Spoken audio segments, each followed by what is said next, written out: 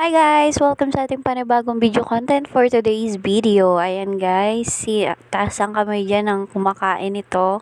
Karamihan nito ay nag-uulam ay mga taga-probinsya. Ayan, buti na lang may nahingi ako dito ng malunggay at saka talbos ng kamote. Nanghingi ako dun sa kapitbahay namin. May mga tanim sila eh.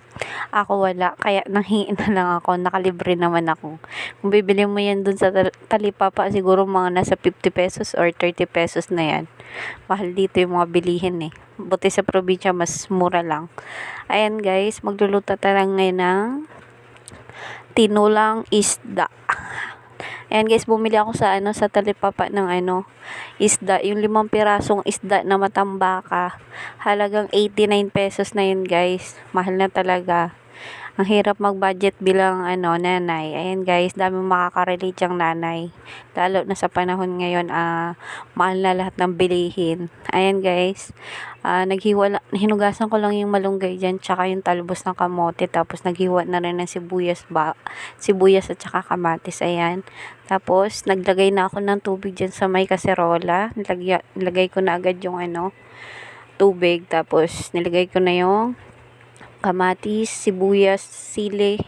Tapos nung kumulo na, nilagay ko na agad yung isda. Ayan, pinakuluan ko lang yan guys. Tapos, ayan, pagtapos pakuluan, ayan, isusunod ko na dyan yung gulay. Sunod na natin, ilagay yung talbos ng kamote, tsaka yung malunggay. Kasi saglit lang naman yan guys. Madali na yung maluto.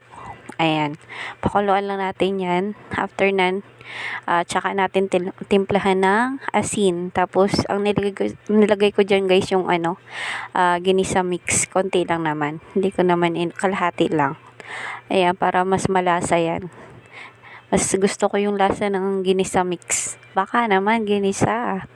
Ayan guys, haluin ko lang. Tapos, tikman natin kung okay na yung lasa. Pag okay na yung lasa guys, pwede na natin patayin yung apoy at ox na yan. All goods na yan para sa ating ulam ng hapunan. Ayan lang guys. Thank you sa panonood. Please follow and like and share.